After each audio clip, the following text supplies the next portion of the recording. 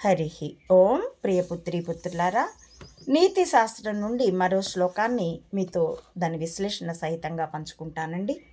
అభ్యాసానుసరి విద్య, బుద్ధి కర్మానుసారిణి, ఉద్యోగానుసరి లక్ష్మీ, ఫలం భాగ్యానుసారిణి.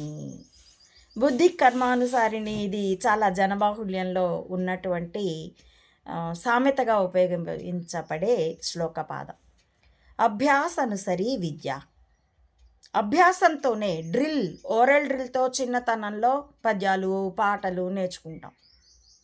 చివరికి ఆల్ఫాబెట్స్ కూడా ఓరల్ డ్రిల్, ఆలు గుణింతాలు అక్షరమాల కూడా ఓరల్ డ్రిల్. తర్వాత రైటింగ్ ప్రాక్టీస్ని సంస్కృతంలోనూ అభ్యాసము సాధన.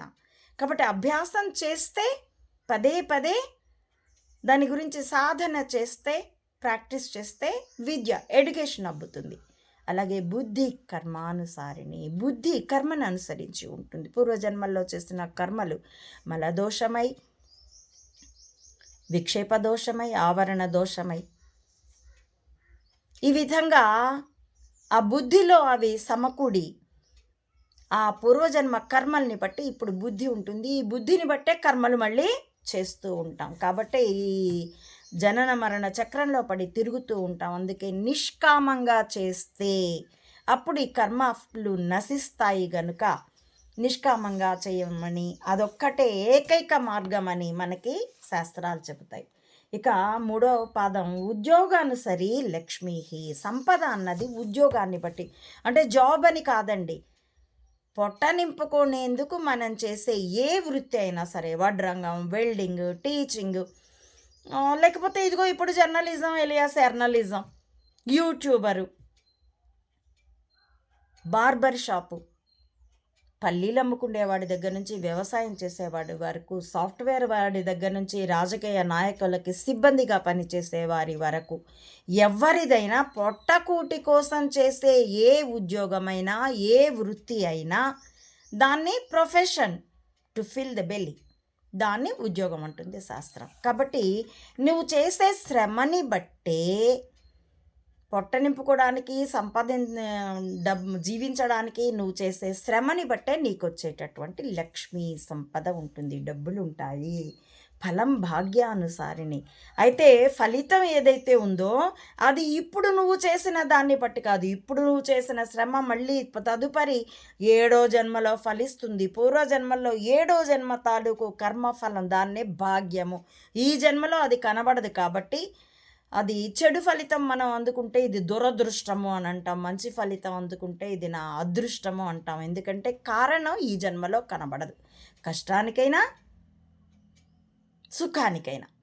అందుకని కష్టానికి కారణాన్ని నా దురదృష్టం కొద్దీ అంటాం, సుఖానికి కారణమైన దాన్ని నా అదృష్టం కొద్దీ అంటాం. ఈ ఫలం భాగ్యానుసారిణి. భాగ్యం అంటే అదృష్టం.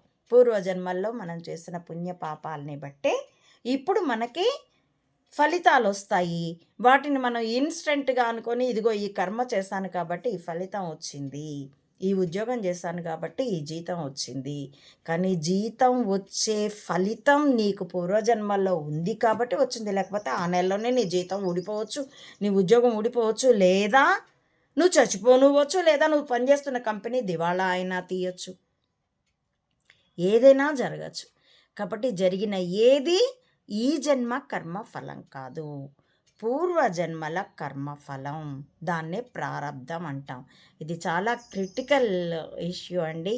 దీన్ని మరణం తర్వాత ఏమిటి అనేటటువంటి సిరీస్ ఆఫ్ వీడియోస్లో నేను చర్చించాను. యాక్చువల్గా ఇది ప్రత్యక్ష విద్య, అపరోక్ష జ్ఞానాన్ని సంపాదించాలంటే ప్రత్యక్ష శ్రవణం అవసరం. మాధ్యమాల్లో, యూట్యూబుల్లో, టీవీల్లో చెబితే వింటాం, ఏదో అర్థమైనట్టు అనిపిస్తుంది, కానీ అర్థం కాదండి.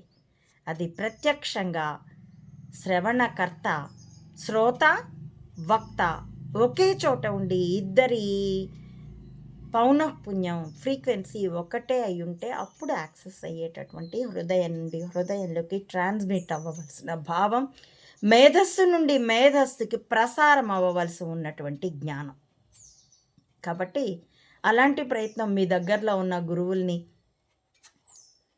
విద్వాంసుల్ని కలిసి తెలుసుకోగలరని ఆశిస్తూ, నా ఈ వీడియోల కంటెంట్ మీకు నచ్చితే please like, share and recommend my channel to others as well. Subscribe it. Please support Ammaodi Mata Anantananda to spread the truth of either spying or spirituality up to the roots of the society.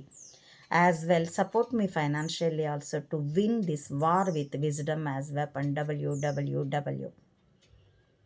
ప్రపంచ పరివ్యాప్తమై ఉన్నటువంటి ఈ కాలుష్యం నివారించేందుకు మెదళ్లే ఆయుధాలుగా యుద్ధంలో పాలు పంచుకోవాల్సిందిగా కుల మతాలకి రాజకీయాలకి అతీతంగా సామాన్యులందరినీ స్వాగతిస్తున్నాను. Thank you for watching.